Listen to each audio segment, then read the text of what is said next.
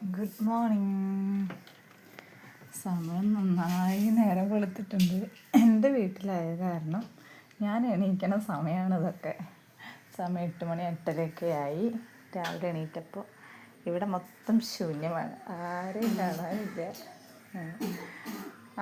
എൻ്റെ കുട്ടി അവിടെ ഇരുന്നിട്ട് എന്തോ കളിക്കുന്നുണ്ട് കാര്യമായിട്ട്. കണ്ട ആൾ ചെരുപ്പൊക്കെ ഒതുക്കി വയ്ക്കുകയാണ്. നമുക്ക് അടുക്കളയ്ക്ക് പോവാം. ഇതാണ് അടുക്കള. ഇതാണ്. എന്തൊക്കെയോ കാര്യമായിട്ട് ഒക്കെ റെഡിയാക്കി നീറ്റാക്കി ആൾ വെച്ച് പോയിട്ടുണ്ട്. മമ്മിക്ക് ഇന്നൊരു പ്രയർ ഉണ്ട്, അപ്പോൾ അതിന് വേണ്ടിയിട്ട് മമ്മി ഞങ്ങളെ ചർച്ചിലേക്ക് പോയിരിക്കുകയാണ്. അപ്പോൾ ഏകദേശം എല്ലാം സെറ്റാക്കിയിട്ടേ പോയിട്ടുണ്ടാവുള്ളൂ എന്ന് ഞാൻ വിശ്വസിക്കുന്നു. കാരണം മമ്മി ചെയ്തെങ്കിലേ കാര്യങ്ങളൊക്കെ ഇഷ്ടമുള്ളൂ. ഇതിലെന്താ നോക്കാം. അത് ചായയാണ്.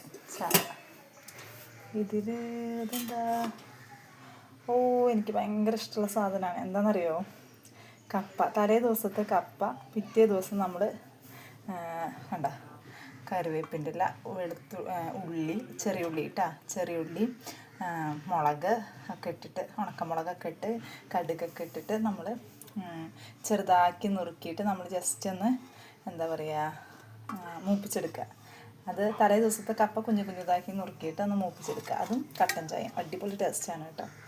അതൊന്ന്. ഇനി ഇതിൻ്റെ അടിയിൽ എന്താണെന്ന് നോക്കാം. ഇത് മെഴുക്ക് വരട്ടി. അനിയത്തി ജോലിക്ക് പോകണ്ടേ, അപ്പോൾ അവൾ രാവിലെ 7 മണി 7 ആകുമ്പോൾ പോകും. അപ്പോൾ അവൾക്ക് ചോറിന് കൊണ്ടുപോകാൻ ഉണ്ടാക്കിയതെന്ന് വിചാരിക്കണു. മെഴുക്ക് വരട്ടി. ഇതിൻ്റെ ഇടയിൽ എന്താ? കിഴങ്ങ് കറി.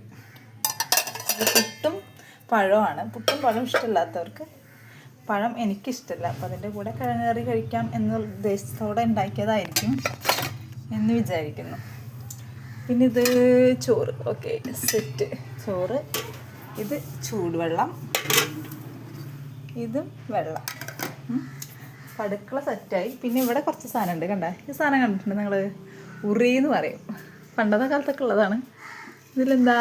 അമ്പോ, മീൻ ഫ്രൈ. അടിയത്തത് ഐ തിങ്ക് മീൻ കറി ആയിരിക്കും, അതാവാനാണ് ചാൻസ്. അപ്പം അങ്ങനെ ഇന്നത്തെ ഒക്കെ സെറ്റാക്കിയിട്ടാണ് മമ്മി പോയേക്കണേ.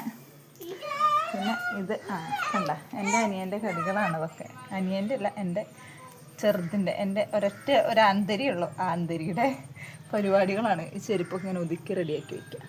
ഇത് ഞങ്ങളുടെ മുറ്റം. രാവിലെ മുറ്റമൊക്കെ അടിച്ച് പതച്ച് ഡിസംബർ മാസം ഞങ്ങൾ വീടിൻ്റെ ചുറ്റും റബ്ബറാണേ.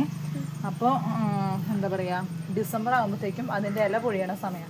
ഒരൊറ്റ ഇലയില്ലാണ്ട് മമ്മി അടിച്ചു വരിട്ടിട്ട് പോയാലും കുറച്ച് കഴിയുമ്പോൾ